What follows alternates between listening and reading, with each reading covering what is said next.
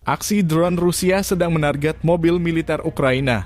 Saat sedang ingin menyerang mobil Ukraina yang sedang terpantau drone, terlihat drone Ukraina mencoba menghalangi serangan drone peledak Rusia. Namun dilihat dari video, upaya penghadangan drone Ukraina gagal. Kemudian drone peledak Rusia berhasil eksekusi mobil militer Ukraina. Belum diketahui di mana lokasi peristiwa ini terjadi. Namun tayangan ini menjadi perbincangan hangat warganet.